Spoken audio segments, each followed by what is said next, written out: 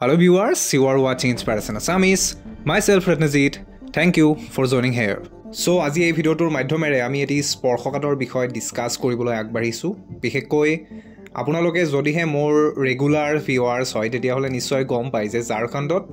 যেতিয়া teachers recruitment চলি আছিল তেতিয়া ঝাৰখণ্ডৰ যি টেট উত্তীৰ্ণ প্ৰাৰ্থী আছিল সেই টেট উত্তীৰ্ণ প্ৰাৰ্থীসকলে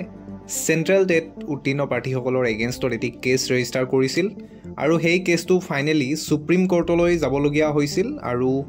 আপোনাৰ যোৱা বছৰৰ 2024 চনৰ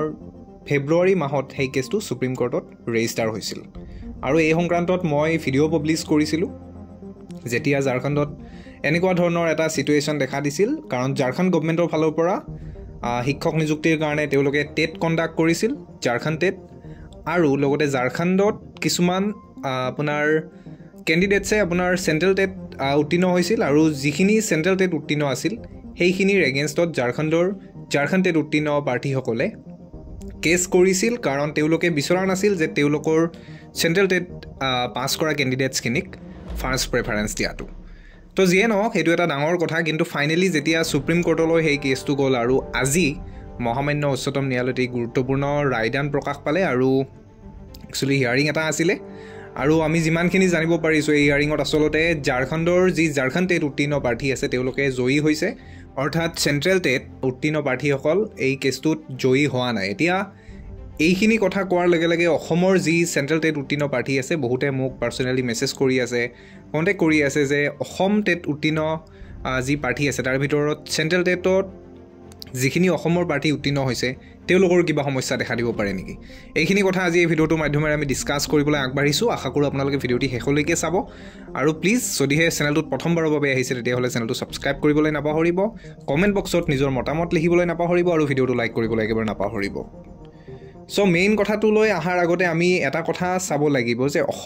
অসম টেট কেতিয়া কণ্ডাক্ট কৰা হৈছিল অসমত যদিহে আপুনি চাবলৈ যায় অসমত 2021 চনত লাষ্ট অসম টেট কণ্ডাক্ট কৰা হৈছিল আৰু তাৰ পিছত দুটাকৈ ৰিক্ৰুটমেন্ট গভৰ্ণমেণ্টৰ ফালৰ পৰা অলৰেডি কৰা হৈছে উইদাউট সেন্ট্ৰেল টেট অৰ্থাৎ সেন্ট্ৰেল টেটৰ প্ৰাৰ্থীক দুটাকৈ ৰিক্ৰুটমেন্টত 2021 চনত আপোনাৰ অসম টেট পাতাৰ পিছত কোনো ধৰণৰ তেওঁলোকক এপ্লাই কৰাৰ সুযোগ দিয়া নাছিল তাৰ পিছত যেতিয়া আপোনাৰ 2023 চনত বিজ্ঞাপন প্ৰকাশ পালে 5550টা পদত সেই পদখিনিত আপোনাৰ সেন্ট্ৰেল টেটৰ প্ৰাৰ্থীখিনিক এপ্লাই কৰাৰ সুযোগ দিয়া হৈছে অসম টেটত আৰু লগতে নতুন যি 4500 পদ আছে এই 500 পদতো 4500 পদতো তেওঁলোকক সুযোগ দিয়া হ'ব এতিয়া কথাটো হৈছে বহুতে দাবী কৰিব বিচাৰে বা বহুতে ভয় খায় আসলতে অসম টেট উত্তীৰ্ণ প্ৰাৰ্থীসকলে সেন্ট্ৰেল টেট উত্তীৰ্ণ প্ৰাৰ্থীসকলে যে এই যিটো ৰায়দানটোৰ পিছত কিবা সমস্যা দেখা দিব নেকি অসম টেটৰ যিখিনি সেন্ট্ৰেল টেট উত্তীৰ্ণ প্ৰাৰ্থী আছে তেওঁলোকৰ কোনো ধৰণৰ সমস্যা দেখা নিদিয়ে কাৰণ অসমত কোনো ধৰণৰ যেহেতু টেট কণ্ডাক্ট কৰা হোৱা নাই ষ্টেট গভৰ্ণমেণ্টৰ ফালৰ পৰা গতিকে ইয়াত যিখিনি ক্যান্ডিডেটছে বিএড কৰিছে বা ডিএলএড কমপ্লিট কৰিছে তেওঁলোকৰ সেন্ট্ৰেল টেট এপিয়াৰ হোৱাৰ বাহিৰে বেলেগ ৰাস্তা নাই যেহেতু গতিকে এই ক্ষেত্ৰত অসম চৰকাৰৰ ফালৰ পৰা যথেষ্টখিনি যুক্তি আছে গতিকে